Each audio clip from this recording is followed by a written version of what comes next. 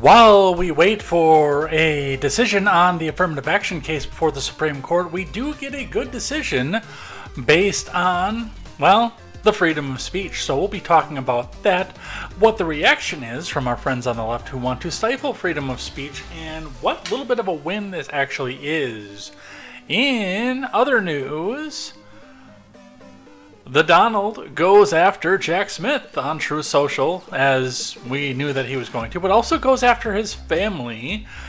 And we also find out that the document in question in the infamous tapes was not actually included in the indictment. So we'll be talking about that, what that means, and what we do with that as well. In more Trump news, by the way, the Donald also countersues E. Jean Carroll in what may be one of the funniest countersuits, and, well, I don't anticipate any judge taking this up, but we will see what happens with that and where we go from there. And Joe Biden tells us how it is going over in the globalist part of the world by saying that Putin is clearly losing the war in Iraq. 80 million votes, folks. It's going to be all of this and more. I was the one flying the balloons. I am Jay Edgar, and this is Contemporary.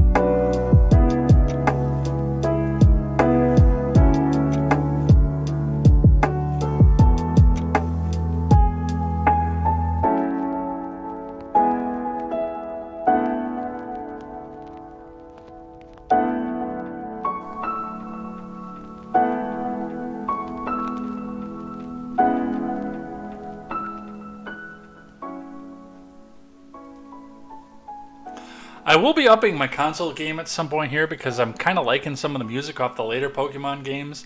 I was a Pokemon nut when it came out. My nephew is a Pokemon nut now, but he is like a big Gen 1 Pokemon nut, which is kind of cool, honestly. I think that's really, really cool, actually, that he wasn't going right into the top technology and everything else than the newest, flashiest thing, and he sticks to the old school stuff here. But we have got a lot to go over here today, so we're going to get started on the news.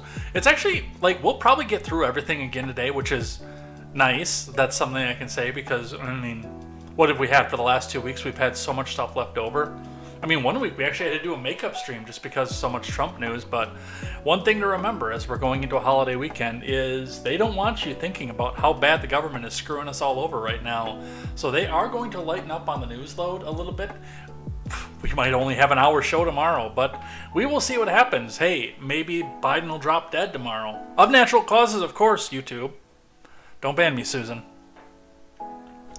And that'll throw the entire news cycle into chaos, but we will see what happens. Watch, he actually does tomorrow. And then I'm on the hook, or I've got Secret Service knocking at my door. Watch. That's going to be the thing.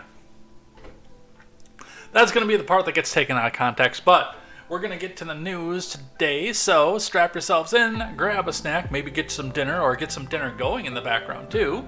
You know, you can do that while you're lurking.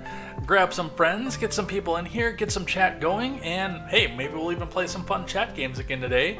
But it's going to be all of this and more over on Contemporary. Before we get started, make sure you guys go check out great programming such as The Daily Ignoramus, The Breakdown with Birkenhoff, The R-Rated Conservative, The Porch Boys, Tweets by Brit, Mr. Behavior, The No Gimmicks Podcast, Silent Caster, Clown World Chronicles with Papa Palpatine, and also, if you are over on Twitter and you are friends with or follow the great soup canist, and I mean the wonderful Jessica Green, make sure you head on over there and congratulate her on winning her Twitter appeal and getting reinstated after a brief ban today.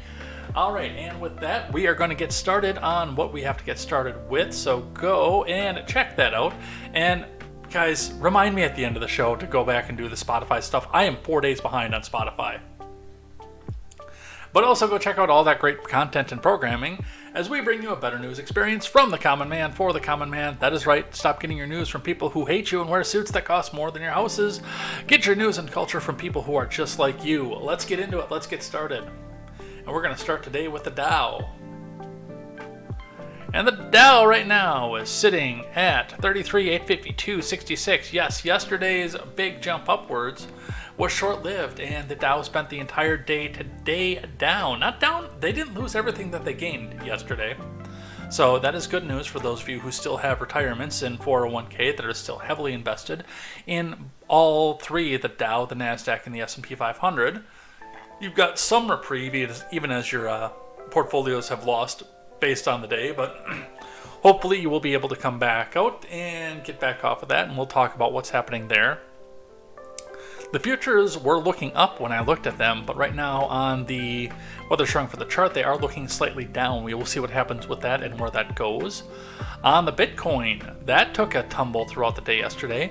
Yesterday's rise, by the way, seems to be the fact that there was a case, and I didn't look into this. I'll probably look into this for tomorrow for things I like and things that I hate, because it sounds like something that I would like, but it sounds like Coinbase actually won a settlement or the ability to privately sue. I'm not sure completely the details of what happened with Coinbase, but from the sounds of it, they won something pretty important yesterday, and I would like to go and check and see what happened there, and what that's going to do to the markets, and see where that goes. So go and check that out. Get the live chat up here so I can see what you guys are doing over here. Excuse me. And on your gas prices in the Madison area.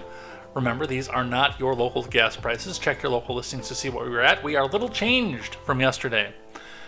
Actually, we're completely unchanged from yesterday, it appears. 330 on the west side with a couple stations joining. 330 continuing to be the standard on the east side with a 336 outlier and a 320 outlier over on the east side. So that's what we see for your gas prices.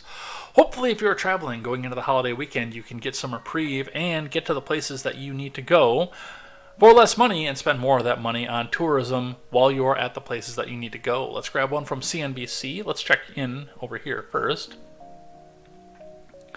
The Mogwai says, is the spectrum going to work? Will Ed be muted? Can Biden last 4 more years? These questions and more will be answered today. Same Ed time, same Ed challenge. Well, Ed is a little bit challenged sometimes. I can say that. Mr. Scott says, ring, ring, ring, ring, banana phone. Mogwai says, well, we were on our way to a Nazi rally and was told to pick up Ed. Sir, do you have a Confederate flag that we can use at your rally? No, it is not going to be a Confederate flag. It's going to be that evil swastika flag. And that person in sunglasses and a mask is going to be the one that's asking you to carry it. Mr. Scott says, there was a snafu in shipping and he got a Gadsden instead. I do have a black Gadsden flag, by the way. I did not hang it up in this particular apartment, but when I buy my house and we have our new studio, it will be up. Still good. Yeah, that's still a hate flag, according to the people that they basically want to tie with Trump people. All right, stock futures rise slightly as the market nears the end of the quarter and first half live updates from Yoon Lee. Wow, I am doing a Biden today. Read the line, repeat the line, live updates. Yeah, that's me. Stock futures rose slightly in overnight trading Wednesday as the market approaches the end of the second quarter and the first half of 2023 with solid gains. Futures on the Dow gained 72 points, the S&P rose 0.2 and the Nasdaq climbed 0.3. Micron Technology shares ticked up 2% in extended trading after the chipmaker posted revenue that came in higher than expected for its latest quarter. Citing higher industry demand, JP Morgan, Bank of America both gained more than 1% in after-hours trading as the community's biggest lenders passed the Federal Reserve's annual stress test. The market is nearing the end of the first half of 2023 with strong performance. The S&P is up 14% this year, while the tech-heavy Nasdaq has climbed nearly 30%, heading towards its best first half since 1983. As rising optimism around artificial intelligence pushed a slew of tech names and chip makers, the blue chip Dow is the relative underperformer, up just 2% this year. Many on Wall Street are expecting a volatile second half. I am too, by the way. The Fed, the data, the AI story, all having to go right for equities to go higher, since the S&P is already priced for a near-perfect landing, while anything going wrong could lead to a downturn. Jason Draho, head of asset allocation at Americas at UBS Global Wealth Management, said in a note. On Wednesday, the S&P closed near flatline as investors digested Federal Reserve Chair Jerome Powell's latest comments about the tightening cycle. Speaking at a forum sponsored by the European Central Bank, Powell said more restrictive policy is still to come as the Fed continues to fight inflation. This includes prospect of interest rate hikes at consecutive meetings. So we will see what happens with that and where we go with that. Let's grab our layoffs report today from The Verge. Google is laying off employees at Waze. I don't know who, by the way, came up with Waze. Before there was a Waze, I actually had an idea to do the same thing, and I had asked my cousin, who is a programmer, maybe he was the one that came up with it. Maybe that's why he's sitting pretty and still able to live in California. I don't think that's actually the reason. I don't think he was the one that came up with it, but I'd had the idea of, hey, is there a way that we can set up a map that we can report where a speed trap is? And then share that up to the cloud where other people can grab that from the map. And then like 2 years later, it existed. But me not knowing enough about programming, I couldn't capitalize on it at the time. This is from Jay Peters. Google is laying off employees at Waze, CNBC reported on Tuesday. The company is moving Waze over to Google's ad system, and that change will mean cuts at Waze in sales, marketing, operations, and analytics. Chris Phillips, VP and GM of Google's Geo unit, wrote in an email seen by the publication. Phillips' email didn't indicate the number of jobs that would be cut at Waze, which has more than 500 staffers according to CNBC. Waze confirmed the layoffs in a statement to The Verge. Google remains deeply committed to growing Waze's unique brand, its beloved app, and its thriving community of volunteers and users. Caroline Bordeaux, Waze's head of PR, said in a statement, in order to create better, more seamless long-term experience for Waze advertisers, we've begun transitioning Waze's existing advertising systems to Google Ads technology. As part of this update, we've reduced these roles, focused on Waze Ads monetization, and are providing employees with mobility resources and severance options in accordance with local requirements. We've asked Bordeaux for details about how many employees will be laid off. So, no detail as to how many. I would say probably a good 100 will be included with this layoff, and that is a shame for the people over at Waze, but that is where we are at for a layoff report. And don't worry, even amidst all the thousands upon tens of thousands of layoffs that we've been reporting literally every day since January, everything's fine, the economy is great, and it is ripping along faster than Hunter Biden on a crack binge. Just ask Joe. I may actually be completely wrong with that. I've never done crack. Did coke once, didn't care for it. Never done crack. Is that actually an upper? Does that speed you up too, or?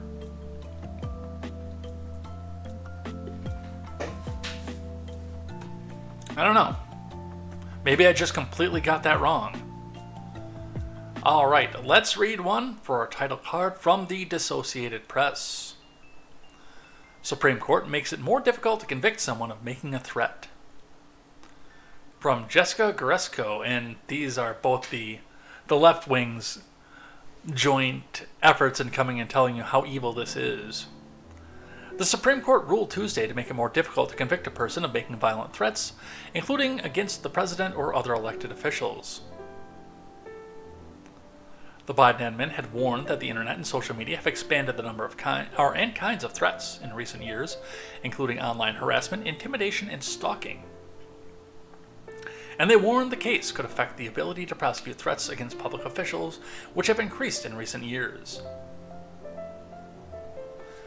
The High Court was ruling in a case that involves a man who was sentenced to more than 4 years in prison in Colorado for sending threatening Facebook messages. The man's lawyers had argued that he suffers from mental illness and never intended the messages to be threatening. The question for the court was whether prosecutors must show that a person being prosecuted for making a threat knew their behavior was threatening, or whether prosecutors just have to prove that a reasonable person would see it as threatening.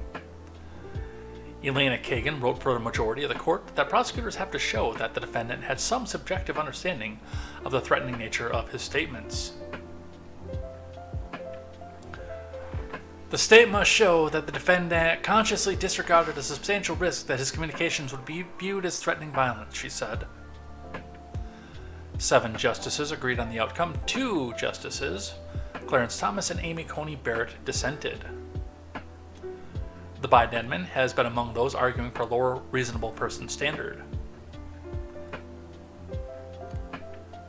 Threats of violence against public officials in particular have proliferated in recent years, including threats against members of Congress and judges. You do not want to go down that road, Joe. Local officials and election workers. See, he wants to go down and get everybody to go back and play the victim over some vague threat that was probably done by a Fed to Alexandria Ocasio-Cortez, and actual threats by people who have admitted that they are leftoids against... Wait, no, that's the reason he doesn't want to go down there. But yeah, I mean, I know that he wants to focus on members of Congress and election workers because honk honk. Not necessarily so much for the members of Congress, except for evil January 6th, but election workers definitely, because that's going to be one that's coming up here in the near future. But judges, having judges on that list, dude, you don't want to go down that road. Given what happened to Brett Kavanaugh over the Roe decision, you do not want to go down that road. I'm telling you. Speech of all kinds is generally protected by the Free Speech Clause in the Constitution's First Amendment. So-called true threats are an exception. The specific case before the justices involved Billy Konerman. He contacted a musician through Facebook in 2010 to ask her if she would perform in a benefit concert he was organizing. The woman, Coles Whalen, responded, but nothing ever came of it.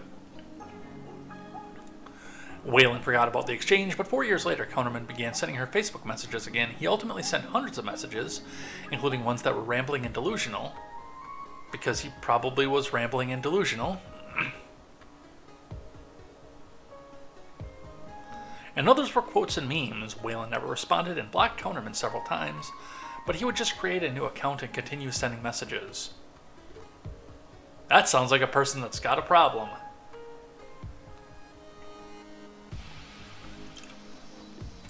Counterman believed Whalen was responding through other websites and Facebook pages.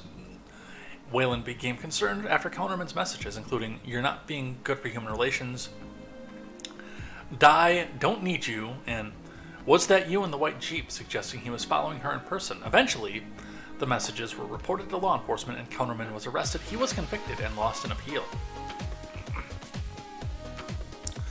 The justice's ruling is a victory for Counterman and sends his case back to lower courts for another look.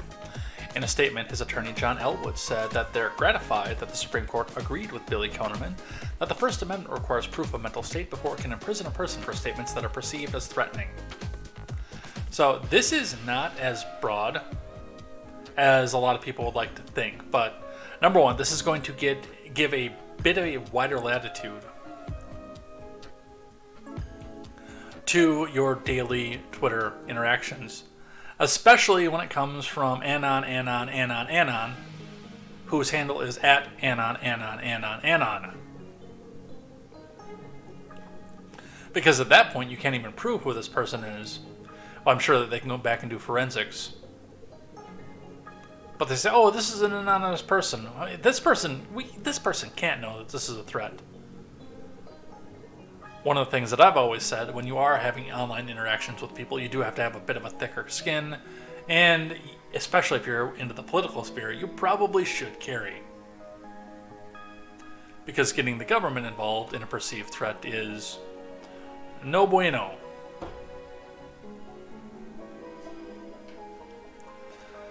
Colorado Attorney General Phil Weiser, whose office prosecuted Counterman, said in a statement that the decision will make it more difficult to stop stalkers from tormenting their victims.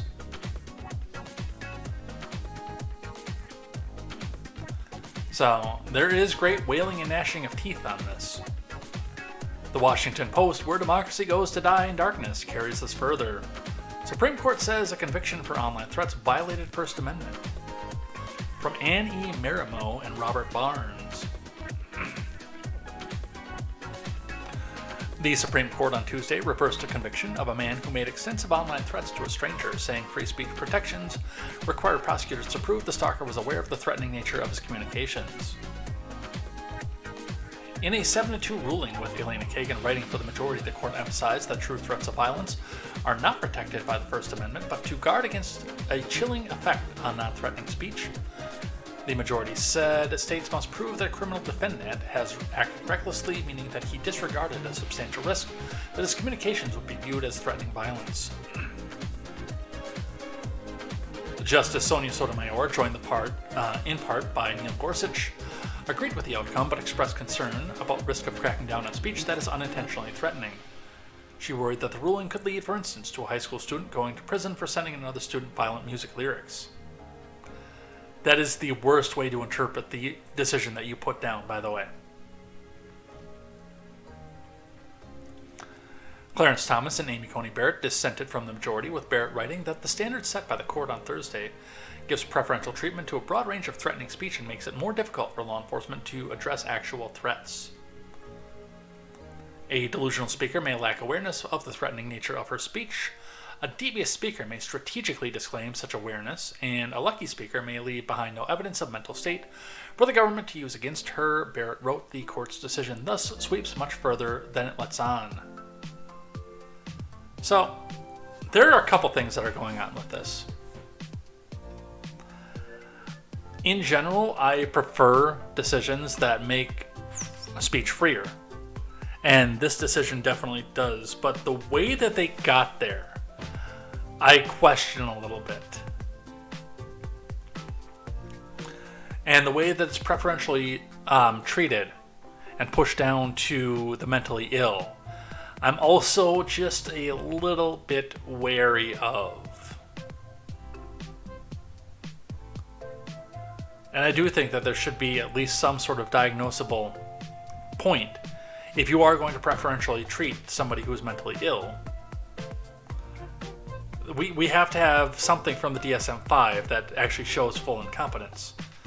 I mean, again, we are prescribing puberty blockers to people who would otherwise, in any other position, be prescribed as mentally ill. And that does give them deferential treatment on something like this. So, I think in most cases, again, freeing speech more is a good decision. Furthermore, by coming down onto the number one, the blatant disregard, and the fact that basically they have to be showing that the person is capable of going out and killing somebody.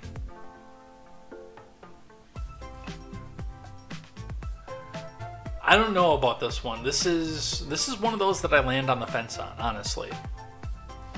Just the way that it's been presented to me, at least. I would have to sit down and read the decision in full to get a full description on this, and of course the Associated Press and the Washington Post are going to put their spin on this, so do keep that in mind.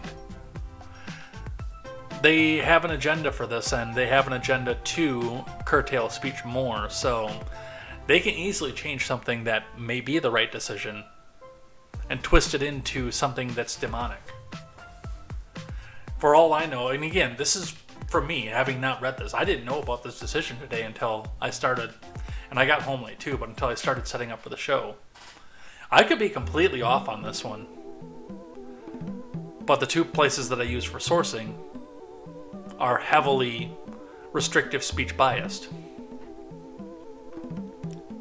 So, we will see what's happening with this. I'm going to read this, I think, when I get back. I will be busy over the weekend, but once I get back, I think I'm going to sit down and read this one, because I got to see where they landed, how they landed there. From ABC News, more on the Supreme Court. Blockbuster Supreme Court decisions to come on student loans, affirmative action, and more. From Alexandra Hutzler. The Supreme Court has left this term's blockbuster decisions for last because it's basically like a reality show.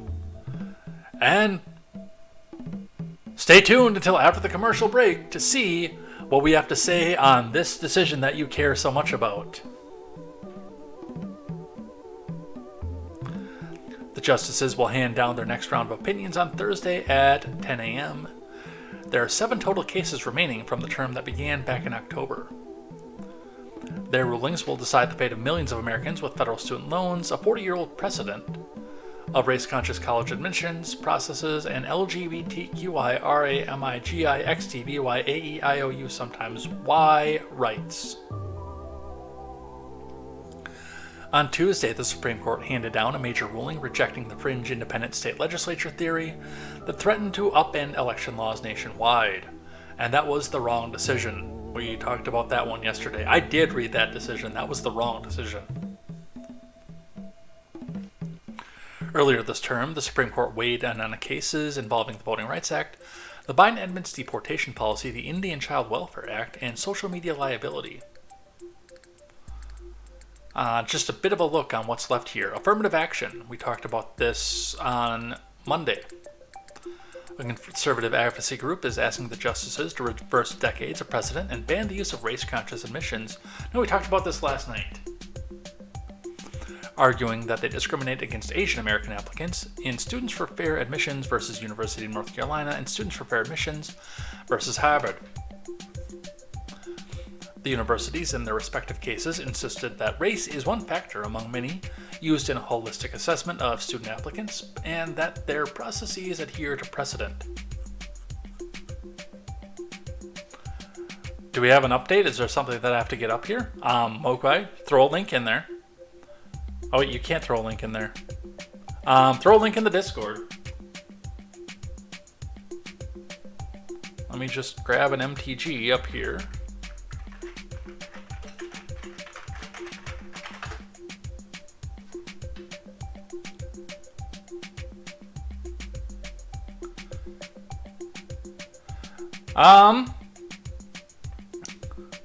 It doesn't look like she's been impeached off the island, but it does look like she's having more fights with Lauren Boebert. And it looks like also that she may be out of the Freedom Caucus, which I told them to do 2.5 years ago, so we'll probably talk about this a bit tomorrow.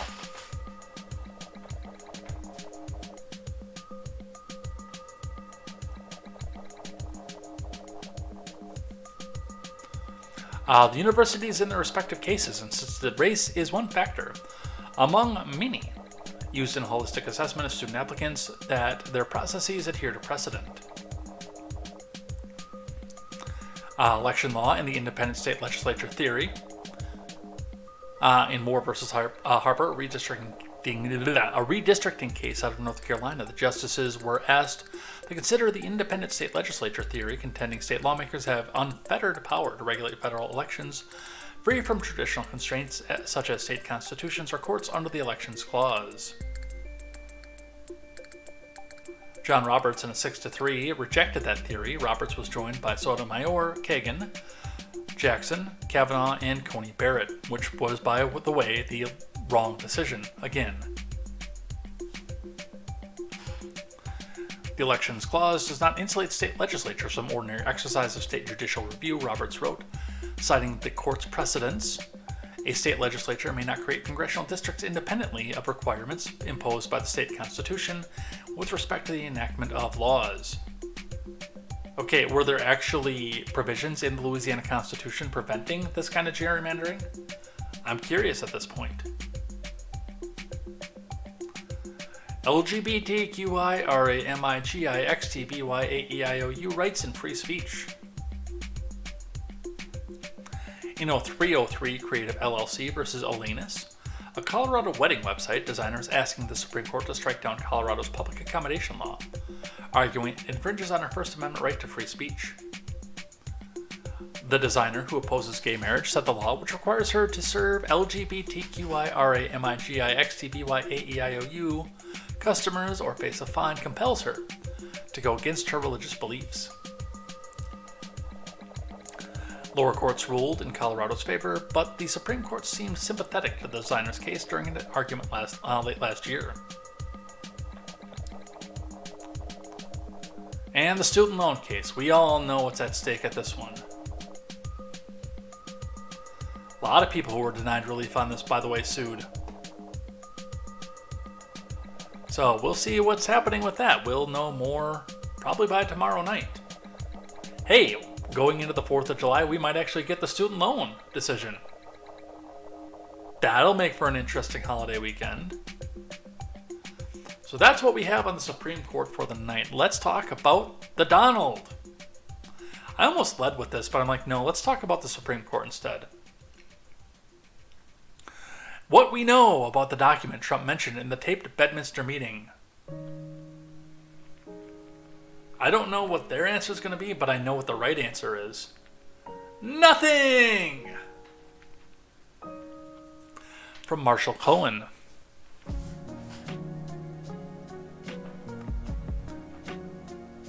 The tape of a conversation with Donald Trump and others made at his golf club in New Jersey has become perhaps the most critical publicly known evidence. It's a nothing burger, as presented.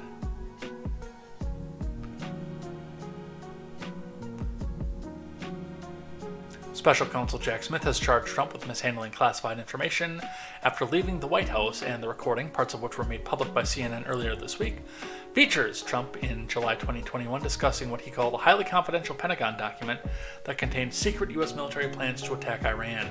I'd still put money that it was a meme, especially given the fact that we didn't see the document. There was no video of it. It was all only audio. Trump has offered a fire hose of differing and contradictory explanations of what he claimed happened. He has pleaded not guilty to all charges. And his lawyers need to be telling him again that he needs to shut the fuck up. It has got to be hard to be the guy that tells Trump that constitutionally he can't do that, and it's got to be extra hard to be his lawyer. And that's the first thing your lawyer will ever tell you, by the way. If you are in the midst of some sort of criminal activity, or if you're in a situation where there's an accusation against you that's going to be heavily shaped by public opinion, or the fact, of course, that we're still waiting to see what the evidence is, and you could go back and blow your whole case by taking to social media and talking about it.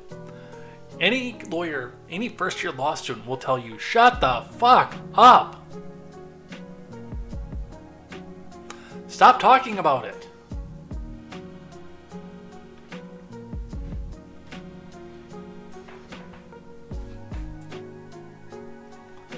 Here's a breakdown of what we know about the document and what Trump has said about it. What does the indictment say? Prosecutors revealed some key details in their 44-page indictment against Trump. Importantly, prosecutors said Trump showed and described the document during the recorded meeting. The audio tape was recorded on July 21st. The meeting was at the golf club in Bedminster. Trump attended the meeting with two of his staffers, plus a writer and a publisher. None of the people in the room with Trump had security clearances. I believe that neither did he at the time. CNN and other news outlets reported that one of Trump's staffers was Margot Martin, a communications specialist who previously worked with Trump during his presidency. The other staffer was Liz Harrington, a Trump spokesperson.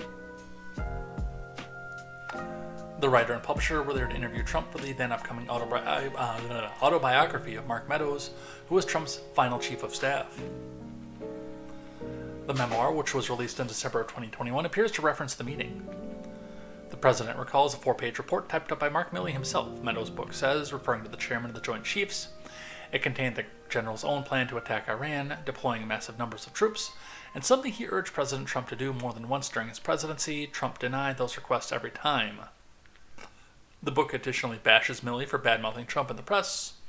During the taped meeting, Trump is heard using the highly classified Iran attack plan to push back on Milley's public comments that Trump tried to start a war.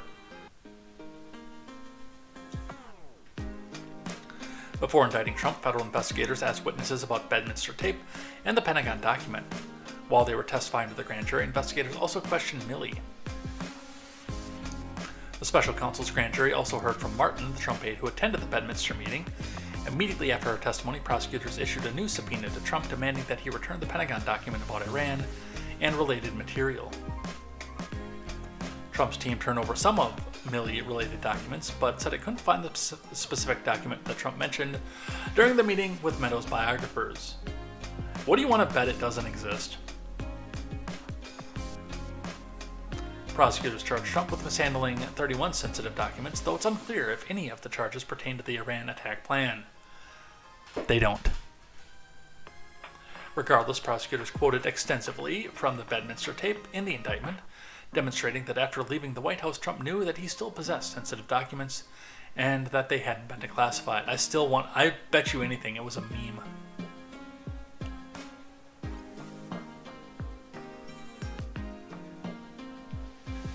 So that is what we have for that. Let's grab one from the Daily Wire.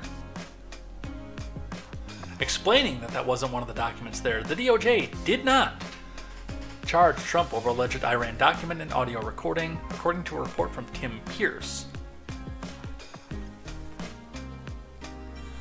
The alleged Iran document, at the center of a recorded conversation, thought to be a key piece of evidence in former President Trump's classified documents case, reportedly not included in his indictment. Oops. I don't know why, whenever I go back to Kick, it just has volume all the time. I always go back over there to check to see if we've got chat over there that didn't pop up in the main chat. And the volume pops up every time. Even Rumble doesn't do that. Trump was caught on recording allegedly showing classified documents with details relating to a possible U.S. invasion plan of Iran. The document totally wins my case, Trump says in the audio. Trump reportedly pulled out the document while denying claims that Chairman of the Joint Chiefs of Staff, Mark Milley, spent the final days of the Trump admin restraining the then president from attacking Iran. A source familiar with the matter told CBS News that the document in question is not part of the charging documents filed in a federal court in Florida earlier this month. The indictment charges Trump with 37 counts, including 31 counts of willfully retaining national security information. So we've got an unnamed source, aka Mogwai's cat.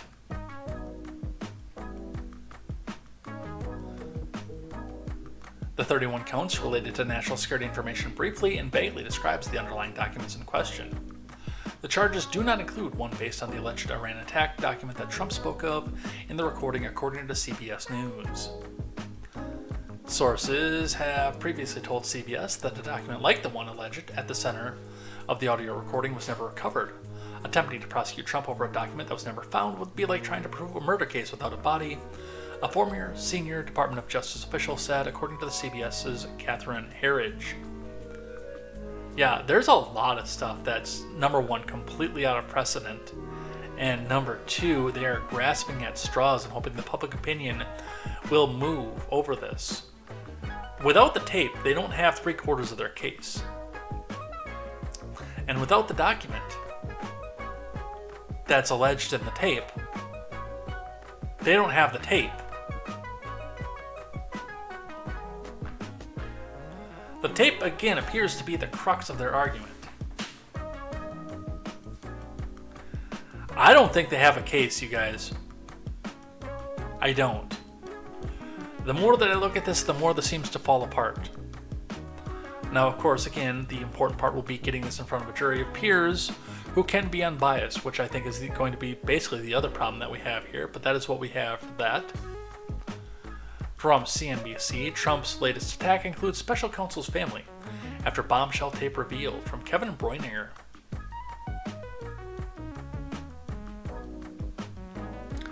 Hours after the release of an audio tape in which Trump discusses a classified document that he kept after leaving office, the former president intensified his attacks on the special counsel who oversees the probe that led to Trump's historic indictment.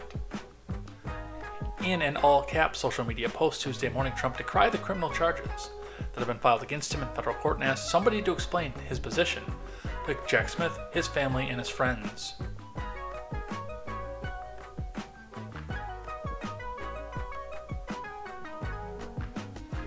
Alright, I gotta read this one, because I know CNBC is going to spin it.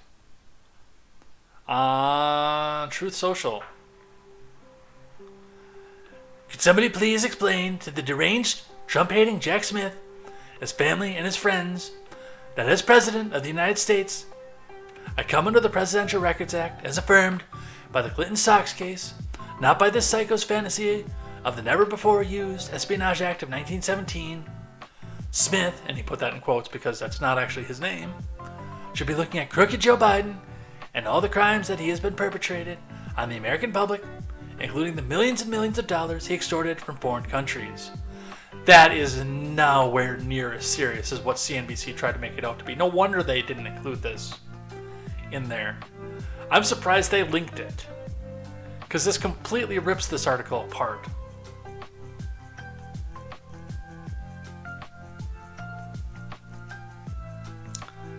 A spokesperson for the Department of Justice declined to comment on Trump's latest broadside against Smith, who was tapped last year to lead multiple criminal investigations involving the former president.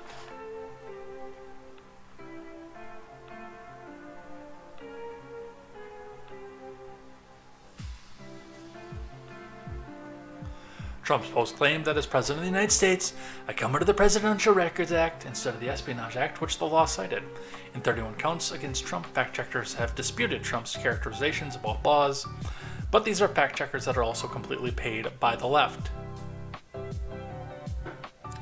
The statement on Truth was not the first time Trump has referenced Smith's personal circle.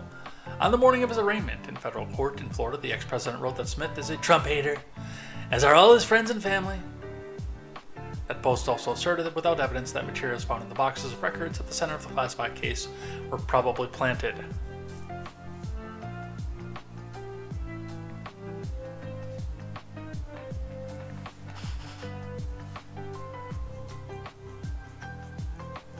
So, strategy-wise, number one, this is not a threat against, and it's not an attack against the special counsel's family or his friends. First and foremost, you can read the Truth Social post. You can see it for yourself. That is a completely dishonest reporting from CNBC. 100% dishonest. Now, strategy-wise, I actually don't think that was a good idea, but it was not what CNBC tried to make it out to be. But part of the reason he's possibly using that is to remind people and put on the front of their memory that Jack Smith's wife was one of the biographers about Michelle Obama, who spoke glowingly about the former First Lady, and yes, is an anti-Trumper. So, somewhat good idea in theory. Not well done in execution, but still not what CNBC tried to report. That's just dishonest. Let's do some Georgia news. Since this case is pretty much falling apart at this point, they're going to go for another one. Secretary of State Raffensperger to meet with special counsel investigators. From Blaine Alexander, Charlie Guile, and Summer Concepcion. Secretary of State Brad Raffensperger will be interviewed by investigators from Special Counsel Smith's office on Wednesday in Atlanta. His office confirmed to NPC News. Raffensperger's interview with the Special Counsel's office will be his first with the DOJ. Smith was appointed by the Attorney General Merrick Garland last year to oversee the Justice Department's investigation into former President Trump's role in the January 6th selfie fest on the Capitol. Smith subpoenaed Raffensperger in December for documents, but not for him to appear or testify in person. An unnamed source, a source familiar with the matter, told NPC News at the time. The Washington Post, where democracy goes to die in darkness, was the first to report Raffensperger's upcoming interview with special counsel investigators. Raffensperger's office declined to provide additional comment to NPC News. So, do we know what this is going to be? Not yet. I've got a feeling, again, it's probably going to be pushing towards the election interference, because the more that comes out about this case, the more reasonable doubt pops off of this. And honestly, I think this one's going to wind up dismissed. For good reason. In a total Chad move, which is something that he should have done to begin with, by the way. And it's Chad basically because, in spite of the fact that everybody and their brother knows that nothing's going to happen from this, because of who this man is and who the woman is and how the orange man is bad. We've got all that out there. That's all true. But it's still Chad to go back there and file it. Trump files defamation countersuit against E. Jean Carroll after sexual abuse trial. Do you know why? Because both she and all of the leftoid shills have gone out after they found that he wasn't liable for rape. They still come back out and say that he raped her. Including Carol herself, which again, her lawyer should have gone back out and told her to shut the fuck up. Because that probably blew a big hole in her ability to go back after a second case. And while again, I don't think any court in their right mind would take up this case, it does open the door for them to go back after her. From Marina Bitovsky. Former President Trump is countersuing E. Jean Carroll, arguing that she owes him damages and a retraction for saying that she was raped after a federal jury found Trump liable for sexually abusing Carroll, but not raping her. Attorneys for Trump filed paperwork on Tuesday calling for Carroll to pay Trump unspecified compensatory and punitive damages and retract multiple statements. A jury in May found Trump liable in a civil case for sexual abuse of Carroll in the 90s and defamation. A judge in New York earlier this month permitted Carroll to amend her defamation suit against Trump, a move allowing her to seek additional damages after she was originally awarded $5 million. The former president's lawyers cited comments that Carroll made in a CNN interview following the verdict. The lawyer said, when asked about the jury, saying she was not raped, Carroll said, "Oh, yes, he did. Oh, yes, he did. Oh, yeah, he did." among other statements. Trump's attorneys, Alina Habba and Michael T. Madayo, wrote that the columnist made these statements knowing that each one of them were false or with reckless disregard for the truth or falsity. The former president has long employed an eye for an eye legal strategy. And he's actually in the right to do this. If the judge or the jury came out and said that it wasn't rape, number one, there's been no criminal conviction of that. And number two, even in a civil court, they said, no, there's nothing that we can do to push and prove this. This was not rape. For you to go back out and continue to use the R word, yeah, you opened the door for this. Absolutely. If you'd have gone on the TV tour still, because Orange Man bad, so you have no choice but to go on the TV tour. But if you'd have got off the TV tour and just said, yeah, we took what we could get, we got what we could get, and, you know, it might have been assault, but it definitely wasn't rape, this would have never sprung back up. You, Carol, chose to use the R word. And this is the consequence.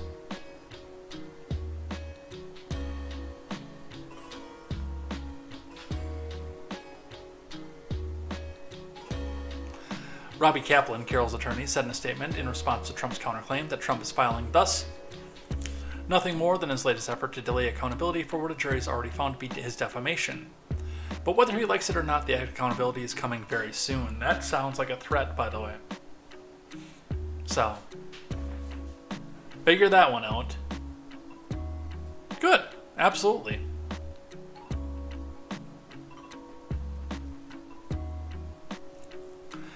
And again, as far as what happened in the dressing room, I don't know. You don't know. The leftoids on Twitter that are screaming at you that he's a rapist don't know. Kamala Harris doesn't know. Joe Biden doesn't know. Rachel Maddow doesn't know. Sean Hannity doesn't know. There are only two people in the universe that know what happened in that dressing room. Donald John Trump and Elizabeth Jean Carroll are the only two people in the universe that actually know what happened there.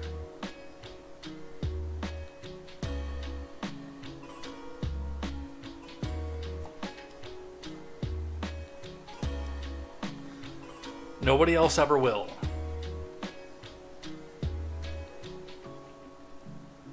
We've got some Biden gaffe news that I think has a video with this. Yes, it does. But we're going to read from Politico first, and ABC for just a bit, because, the mainstream outlets are starting to turn on Mr. Biden. So from Politico, Biden says Putin is losing the war in Iraq. From Elena Giordano, Biden slipped up Tuesday saying Vladimir Putin is losing the war in Iraq. Putin, of course, is actually carrying out a full-scale invasion in Ukraine, not the Middle Eastern country which the US and its allies invaded in 2003. Yeah, the Krasensteins don't know either. You are correct, Mogwai. Answering questions from reporters on Putin, Biden said, "It's hard to tell, but he's clearly losing the war in Iraq." And don't take Politico's word for it. Hear it from the man himself. Sorry, we'll have to push down and turn off this epic Mandalorian music. Although I heard that season 3 kind of blew.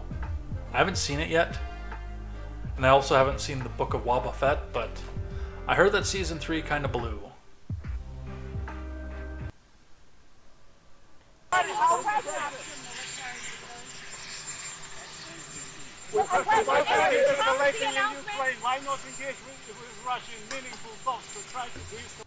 Look how confused that guy looks. 80 million votes, folks.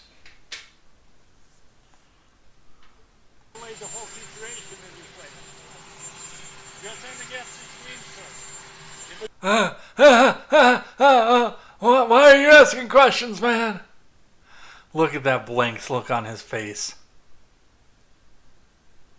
Mr. President,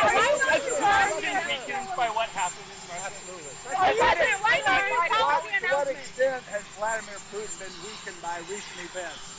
It's hard to tell, but he's clearly losing the war in Iraq. He's losing the war at home. And he has become a bit of a pariah around the world. And it's not just NATO. It's not just the European Union. It's Japan. It's 40 nations. 80 million votes. 80 million votes, folks.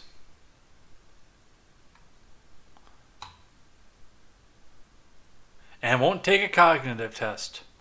We got another one in Biden news from the Blaze.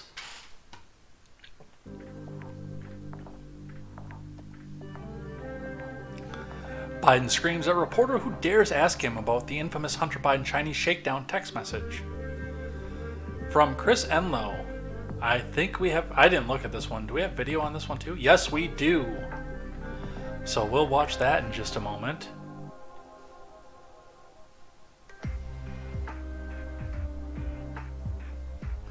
Will Biden make it to next November? I don't know. What are the Vegas odds on that?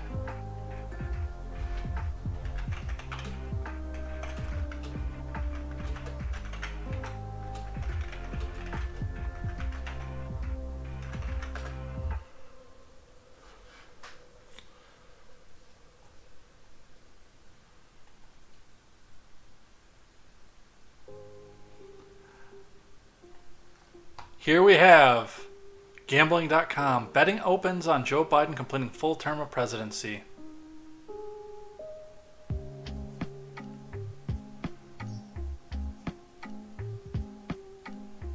See if we can find one.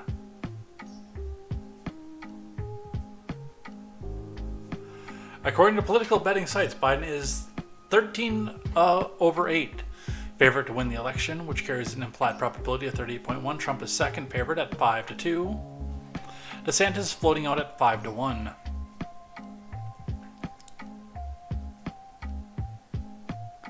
Yeah, I want to see what the odds are if he actually makes his full term, though. Biden looks likely to stay in power.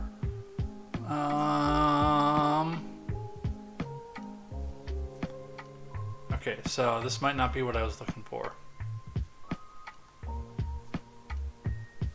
Betting odds of Biden failing to complete his first term have suddenly widened over the past 18 months, and he now appears secure in the Oval Office. So much that punters are beginning to look away from the prospect of Biden being impeached or quitting the job, while there's also dying, and instead towards 2024.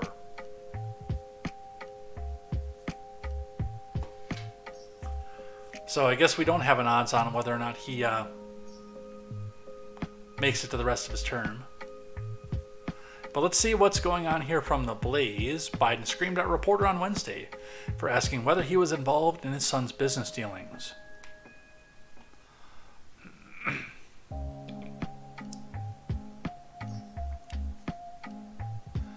A gaggle of reporters outside the White House peppered the president with numerous questions before he departed Washington for Chicago, where he delivered a speech touting Bidenomics. Which, by the way, I've not listened to that speech. That might be on the stack for tomorrow.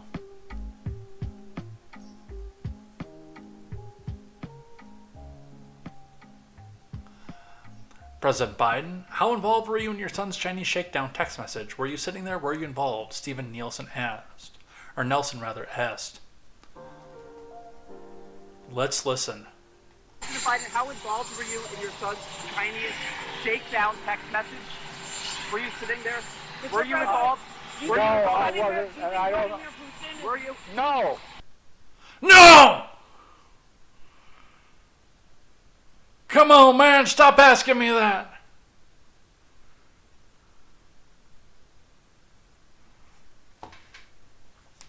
Biden is facing increasing pressure to answer for allegations that despite his repeated denials, he was involved in his son's business dealings. The shakedown text message that Nelson referred to was first disclosed last week.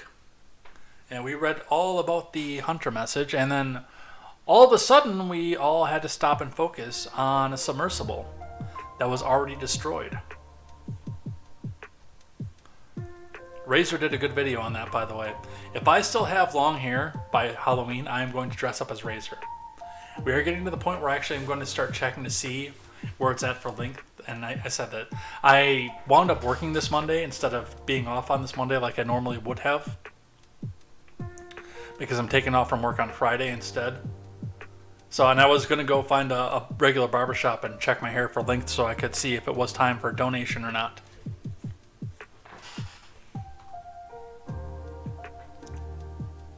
But if I still have long hair come October, the Razor Fist costume is coming back.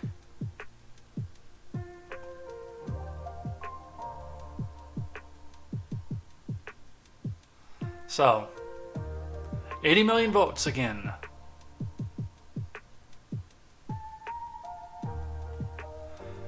Do we have more? No, this is the same clip. President Biden, how involved were you in your son's Chinese shakedown text message? Were you sitting there? Were you involved? No, I wasn't, and I don't. Were you? No.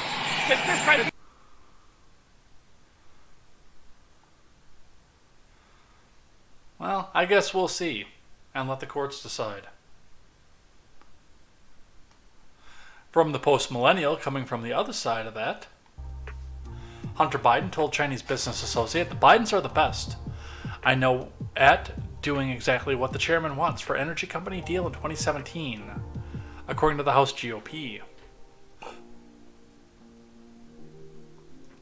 From Katie Davis Court. I think they're throwing him under the bus, by the way. I do. I think that's coming. Let's look over here. Will Biden make it to next November? I don't know. I would say about 50-50 on it. Mr. Scott says, I doubt it. There's Vegas odds? Of course there are. Mogwai says, Jill Biden needs to throw in the towel. Mr. Scott says 13 against? Yeah. Barely off 50-50. They're giving him the benefit of the doubt. Mogwai says, every time I see Biden in public, all I hear is Jim Ross screaming, somebody stop the damn match! I got that one. Have you covered the James O'Keefe Act Blue China thing? No, I have not.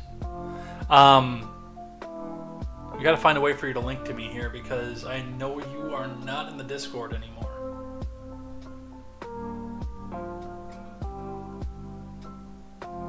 I'm gonna find a way to communicate with you, number one, and we'll see if we can't get you back in the Discord.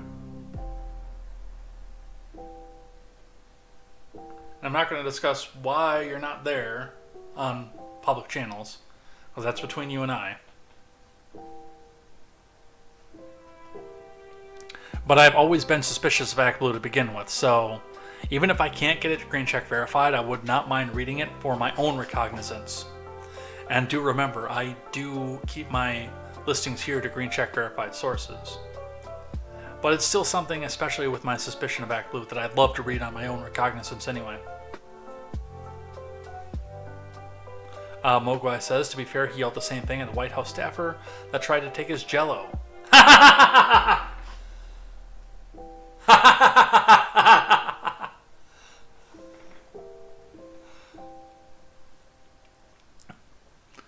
Mr. Scott says it's literally China funding the demoralization and feminization and generally instill weakness in the West.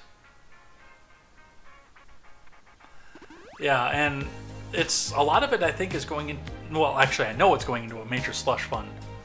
We have lost chat from several outlets. Let me make sure everything is still going. Because we dropped from 6 outlets to 3 just now.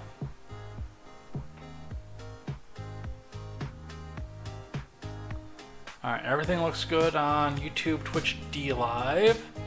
Let's check on Kick. We're still live over on Kick. Rumble we're still going strong on. So I'm guessing it's Facebook and Twitter that possibly kicked me out. Do just a little bit of on-air production.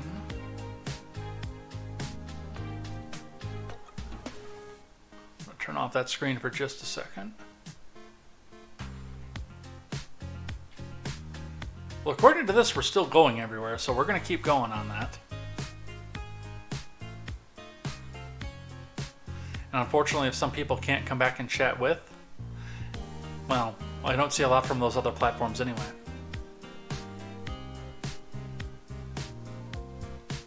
Alright, let's get back to it. The House Committee on Oversight and Accountability released a document on Tuesday that reveals WhatsApp communications between Hunter and a CCP-linked Chinese energy company, which further authenticates an IRS whistleblower's explosive claims that Hunter demanded payment from Chinese officials in 2017 while his father was in the room with him. According to House Oversight Committee, Hunter sent a message to CEFC associate Gongwin Dong. I bet you that dude is glad he didn't emigrate to the US ever. About ongoing foreign business dealings, which reportedly show Hunter insisting on a $5 million payment from the CCP and tried to persuade the associate to send cash because the Biden family is in partnership with the CCP chairman.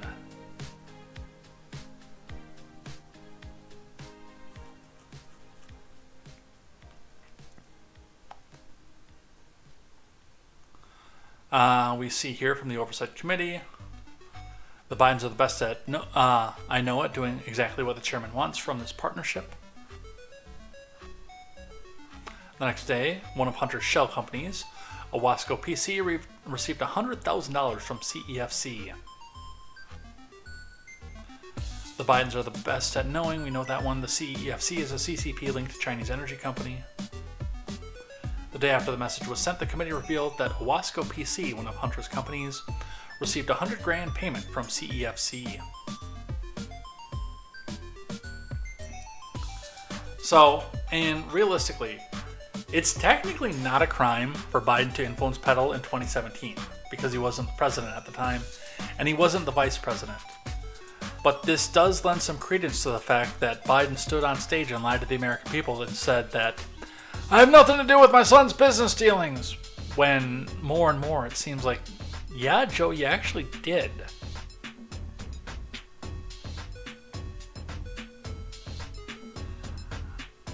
I don't know where this goes criminally. I don't know if this can go criminally.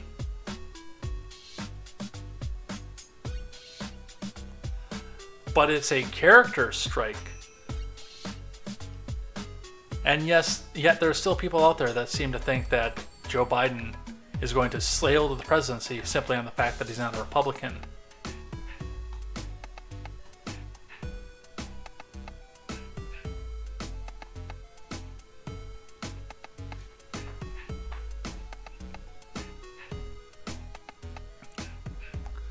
So, we'll see what happens with that. Some more Hunter news, again bringing character into all of this.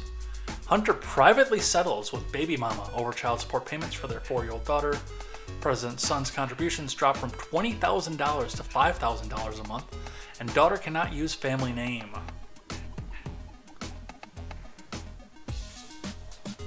Why $5,000 a month? When you're clearly a millionaire, you're bringing in millions a month. On income, not just assets, but income. We're not even going and touching your assets for this. From Ben Ashford for DailyMail.com, Rob Crilly, also for DailyMail.com.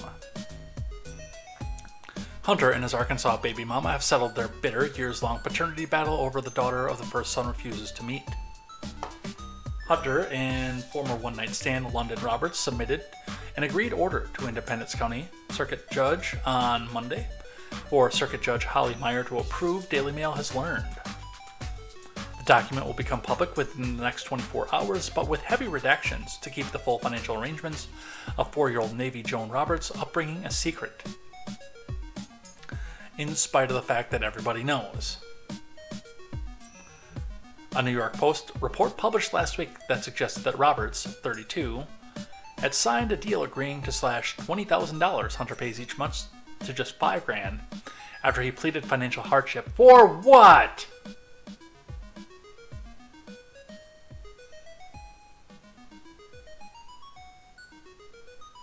Wow. However, Roberts' attorney Clinton Lancaster pushed back against the article, stating that no deal had been reached and refusing to confirm the figures involved. The confidential settlement means Hunter, 53, will avoid the scrutiny of a public paternity trial where details of his murky finances were likely to feature heavily. Details emerged soon after it was reported that President Biden's son will plead guilty to federal tax offenses. I hope she takes him for more. Number one, because that kid deserves more after having to live with Hunter's DNA. And number two, again, that will put Hunter's finances in the public record. And a lot of us will see what I think the Biden admin is trying to hide.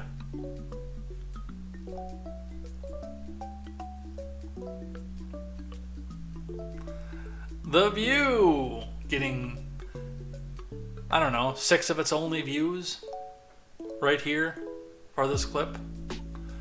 The View reduces Hunter Biden's various scandals to the story of a father's love. From Joe McKinnon. Anna Navarro, host of ABC's The View, joined media personalities at other liberal outlets in the apparent effort to shift attention away from the possible criminality at the heart of the Biden family's latest scandal, with an emotional appeal concerning the president's unwillingness to kick his son to the curb. The Hunter Biden story, the scandal, the this, the that, it's also the story of a father's love, said Navarro.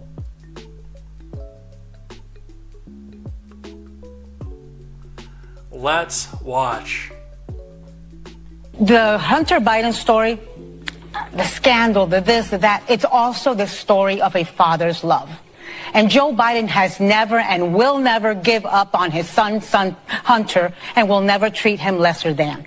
And so he is a father first. Take it or leave it.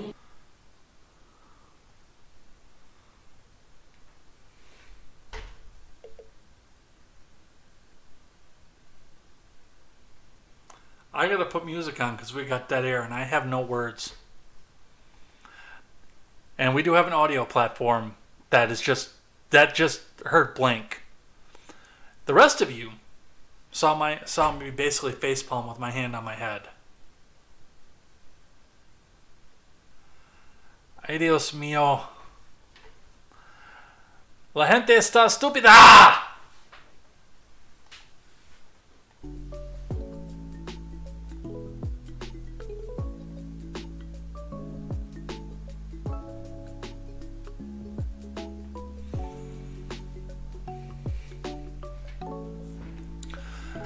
From the Associated Press.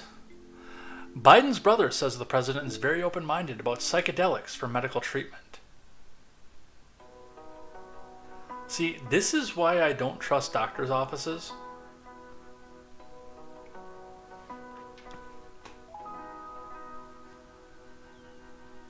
We've already got a dozen or so psychotropic drugs that they're putting every kid on and wondering why they all turned out trans, and so many of them turned out to be school shooters, even though that's actually a statistically very low number.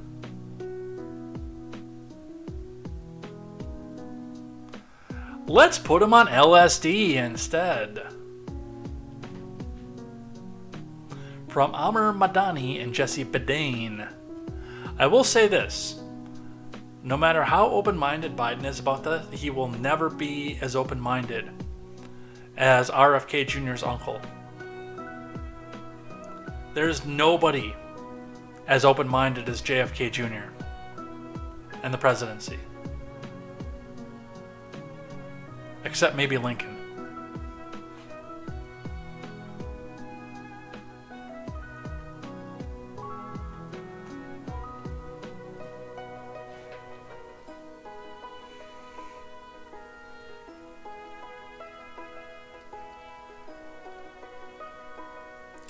Joe Biden's youngest brother said in a radio interview Wednesday that the president has been very open-minded in conversations the two have had recently about the benefits of psychedelics as a form of medical treatment.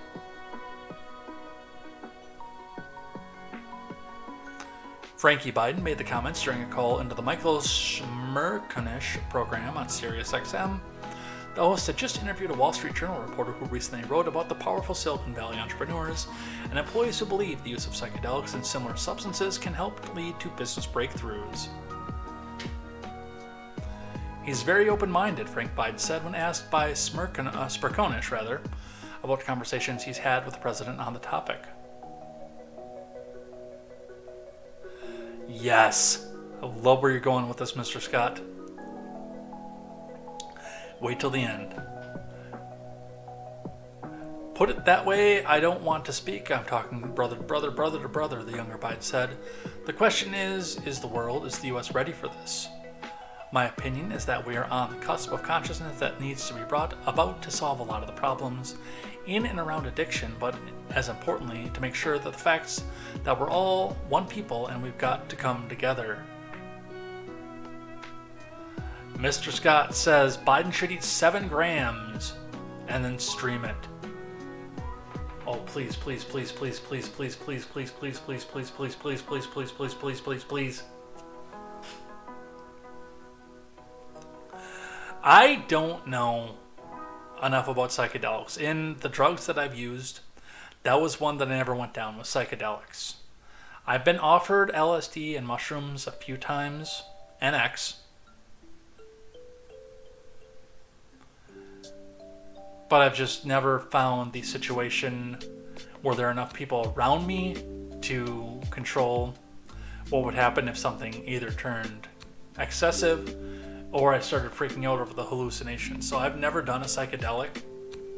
It was mostly painkillers, weed, and coke when I was going down that. And booze. Lots of booze.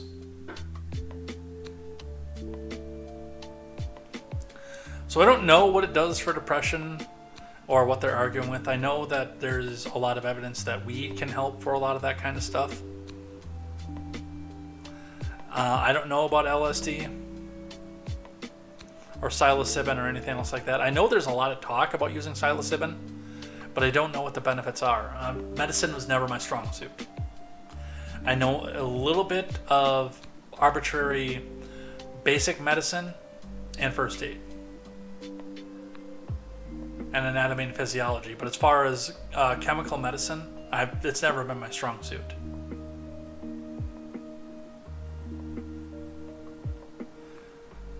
Mr. Scott says he ate 100 hits of LSD once, ended up being tackled by the police, wearing only a t-shirt and my left sock.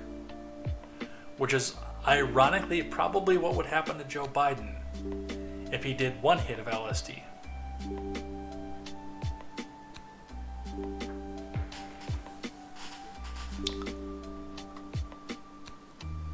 I would defer this to people who have done more research on psychedelics, including people who have done personal research on it, than to me. I don't know if this is a tremendously stupid idea. I don't know if this is genius. I don't know if this is going to work. I know that the psychedelics can amplify how you're feeling and give you a sense of peace, from what they tell me, when you're in the hallucination. But as far as I knew, especially if you're talking about doing this for depression, it amplifies whatever you're feeling into your hallucination. So if you're depressed and you go into hallucinogenic mode, it could be a terrifying experience. I don't know, again, where this goes. I've never done a psychedelic. But that is what we have for that.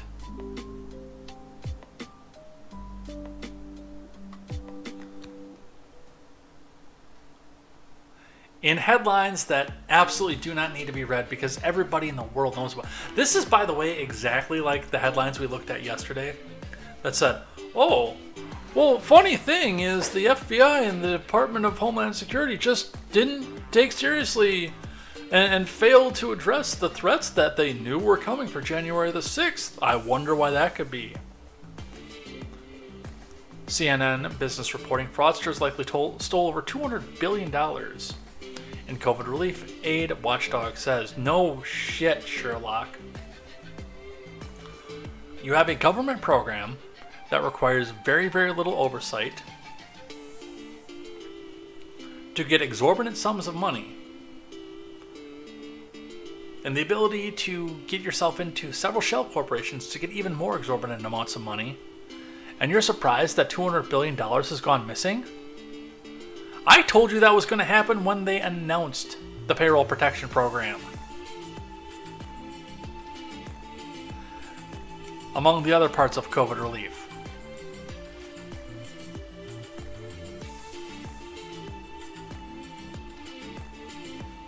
From Matt Egan and Katie Labosco. The Small Business Admin distributed more than $200 billion in potentially fraudulent Pinko Pox relief funds, according to a federal watchdog. The only thing I'm surprised by this is that all? The findings released on Tuesday by the SBA's Inspector General underscored how emergency funds from the government designed to combat a once-in-a-century pandemic that's mysteriously going to happen around Election Day again next year became a magnet for fraudsters. At least 17% of the $1.2 trillion distributed by the SBA was wasted in fraud, the report found. To put it another way, the SBA paid out approximately 4.5 million potentially fraudulent loans and grants, amounting to 21% of the total 22.1 million loans and grants that were dispersed. Again, is that all? Because I've got this feeling that number is a little bit higher.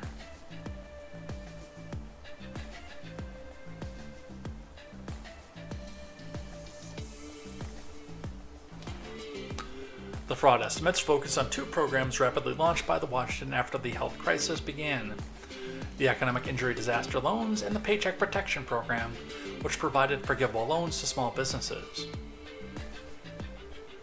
that most small businesses actually didn't qualify for the forgiveness for, but they were able to cook their books and make their way through. The EIDL funds provided long-term low-interest loans for eligible small businesses. Unlike the PPP loans, business owners are required to pay the EIDL loans back, and payments started to become due earlier this year. PPP was the more popular program because it was easier to defraud, and a key part of the federal government's response to the pandemic. In the early months of 2020, it was designed to get money out as quickly as possible, which is why there was no oversight, by the way, to small businesses who were struggling to pay their employees. Small business owners who used the money for a qualifying reason like payroll would see their loans forgiven. And also small businesses who could cook their books and make it look like they were using it for payroll. Let's see.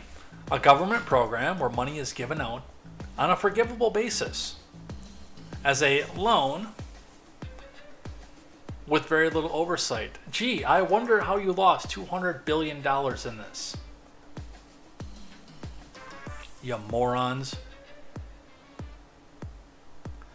And everybody told you this was going to happen.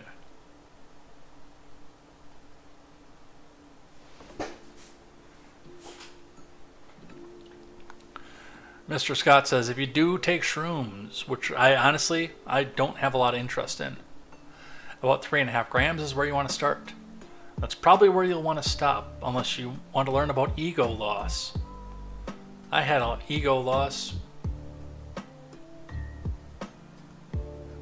when my ex-girlfriend admitted to the fact that she was trying to convince me to self-delete. I know all about ego loss. It's basically where your conscious mind checks out. You won't remember it, but everyone around you will be traumatized. And you might wind up in a hospital wearing only your left sock.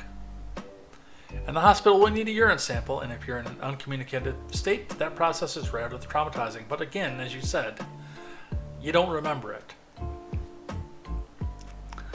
But what you will remember is the first locally transmitted malaria cases detected in the US in decades.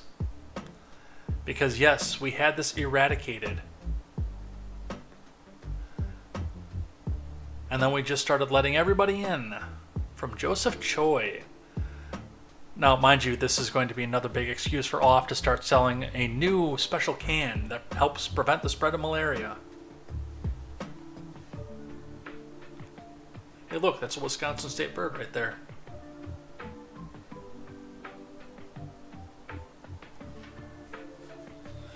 The CDC has issued a health advisory over the spread of a few malaria cases in Florida and Texas, marking the first time locally acquired infections of the disease have been detected in the U.S. in 20 years.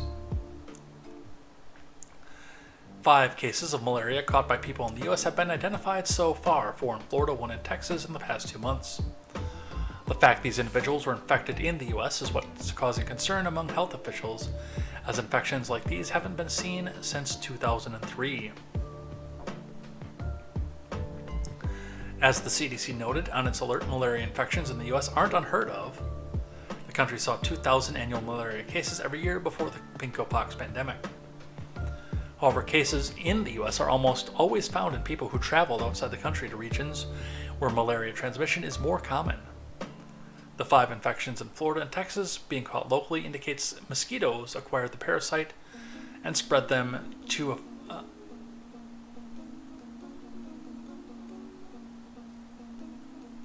spread them to what? I'm hanging on the edge here.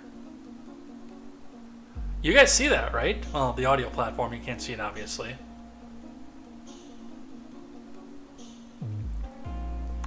Effective treatments and mitigation strategies against malaria are available in the U.S. through treatment for the disease. Can be unpleasant. One expert worries the cases are indicative of a larger problem. Not yet. Give it about 6 months. No, hold on. What month is it now? June? So we'll say July to November, 7, 8, 9, 10, 11, plus 12 to get us to next year. Gives us 16. Give it 16 months. And then suddenly it's going to be a huge epidemic that needs to keep people in their homes to keep the spread. 2 weeks to slow the spread.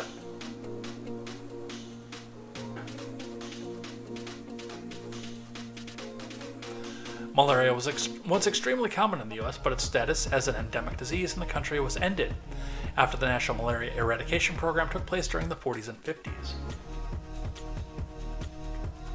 Malaria is considered a medical emergency by the CDC that can be fatal.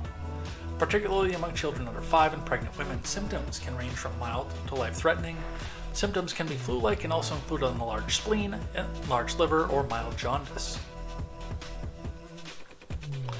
One of the hallmark symptoms of malaria is what's called malaria attack, in which an infected individual experiences a distinct period of illness that lasts 6 to 10 hours. These attacks are defined by 3 stages: a cold stage of chills and shivering, a hot phase, fever, headaches, vomiting, and potential seizures in children, and a sweating stage in which they return to a normal temperature.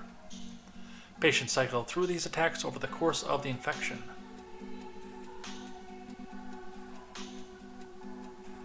Who'd have thought you'd have been hearing about that in the news? Malaria in the U.S. Yes.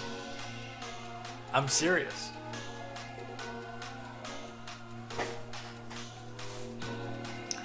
And the last one that we have on news today, which means that we are going to tie up very early tonight,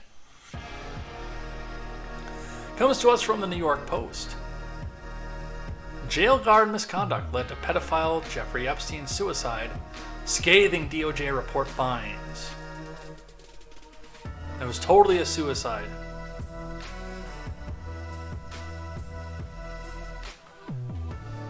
Hillary had nothing to do with it. From Priscilla de Gregory.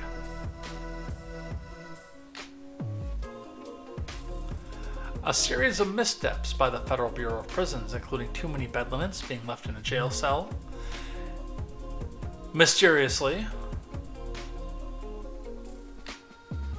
enabled Epstein to commit suicide nearly 4 years ago when he was awaiting trial on sex trafficking charges, a new probe found. IG Horowitz said a combination of negligence, misconduct, and outright job performance failures allowed the convicted pedophile to take his own life on August 10, 2019, in the Lower Manhattan jail cell of the since-shuttered Metropolitan Correction Center. Some of these factors included that the troubled lockup had failed to assign a new inmate to Epstein's cell after a previous one left. There were problems with surveillance cameras, and that his cell contained an excessive amount of bed linens which were used in the suicide, Horowitz's report says. And persistent staffing shortages, overworked employees led inmates to being inadequately supervised, the report said. Specifically, Horowitz said that 13 employees had poor performance, and he recommended that charges be brought against 6. 2 correction officers, Nova Noel and Michael Thomas, who were supposed to be guarding Epstein at the time of his suicide, were charged with falsifying logs but received no jail plea deals. Weird! It's almost like they got a sweetheart deal. The duo, who were both working overtime, had been sleeping and online shopping when they were supposed to be checking on the financier every 30 minutes.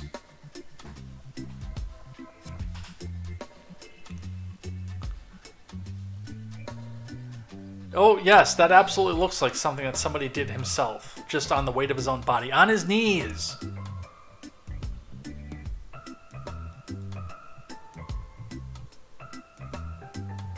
They are no longer with the BOP, according to spokesperson Benjamin Ocone.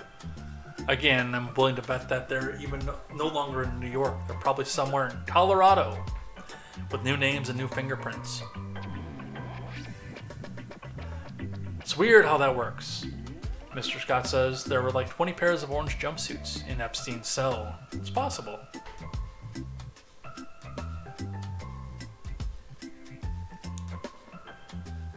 Look, everybody knows what this is. They're going to try to argue against it. They're going to try to tell you it's not what it is. And that he totally just couldn't take it anymore. But one of the few things that has brought us all together in this country, left, right, and center, with the exception of a number of partisan hacks who don't want to even think about the fact that Hillary could have been involved, have all come together with one common resounding message. Jeffrey Epstein didn't kill himself.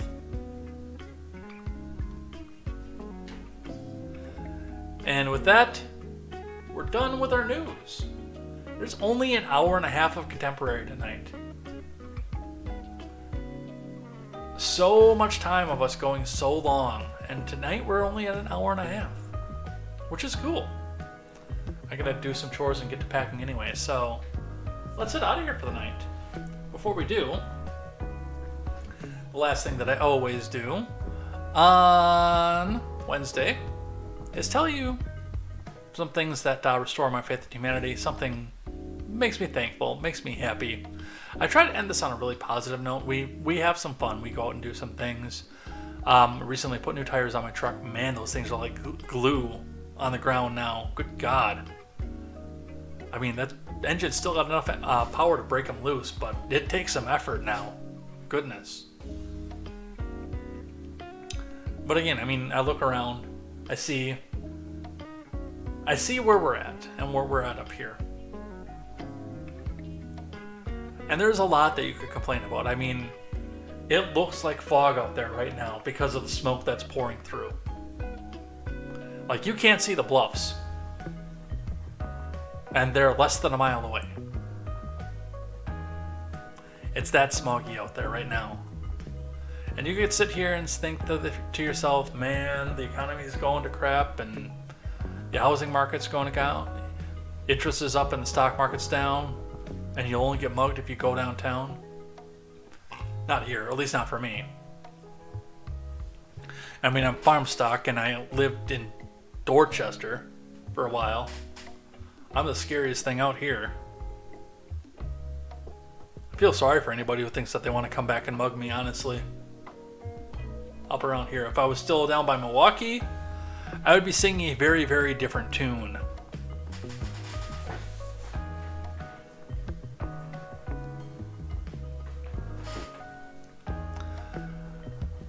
But there's still a lot to be thankful for. I mean, I've been looking around. I've been trying to find new places to go to church. I don't know if I'm completely sold on the place that I go to church now.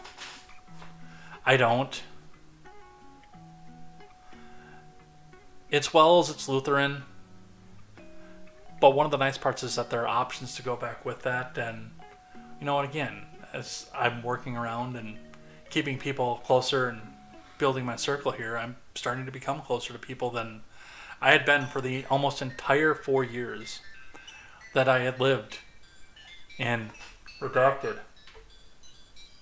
where I lived out there. That was one of the things, too, that I had kind of hoped to do when I moved up here, is to have more human connection. I mean, I was pretty much a shut-in. Part of that was money.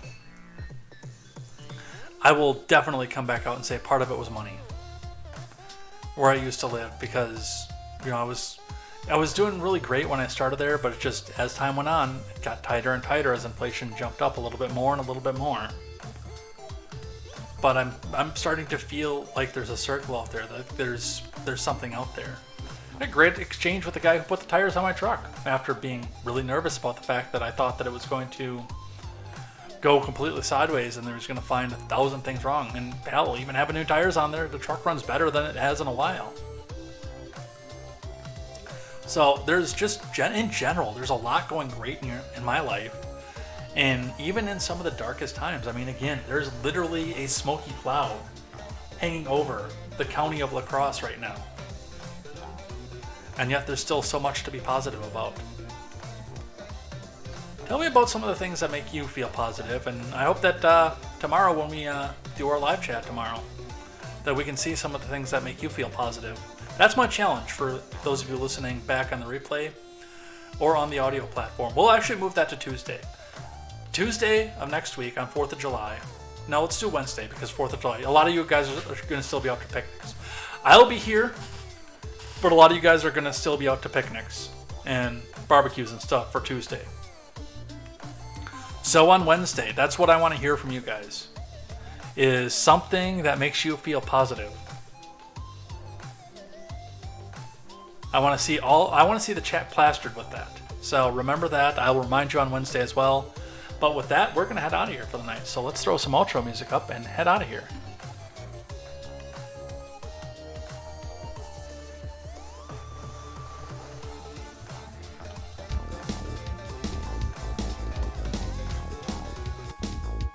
So, thank you everybody.